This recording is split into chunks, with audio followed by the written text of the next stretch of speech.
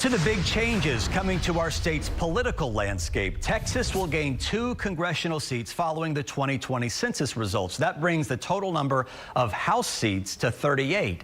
This reflects our state's population growth since the last census. Texas's electoral votes also grew to 40.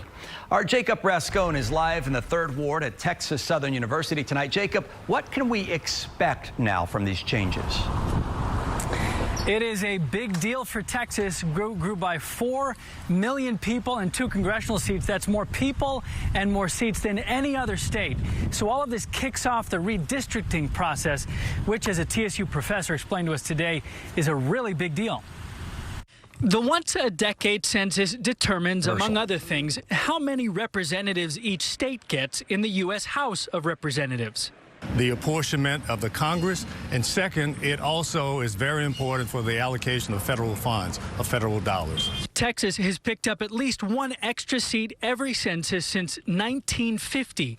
This year, it is the only state to pick up 2 seats. In the state of Texas, the Republican Party is in the driver's seats in terms of the redistricting process, in terms of where those districts will land. Republican state lawmakers will decide where those 2 new districts will be created. If he had to guess, TSU professor Michael Adams says chances are decent that one of them will be in the Houston area. In August, we will actually get the numbers that the Texas state legislature is charged with redrawing or redistricting the lines for the 38 now congressional seats that we'll have in the state of Texas. More than half of the 4 million plus new Texans added since 2010 are Hispanic, census estimates show.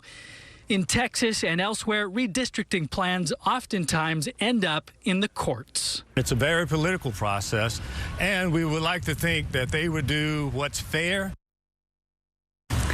So again, the detailed census data comes in the fall, and that is when we'll likely see a special session, legislative session, to redraw those lines in time for the midterm 2022 elections.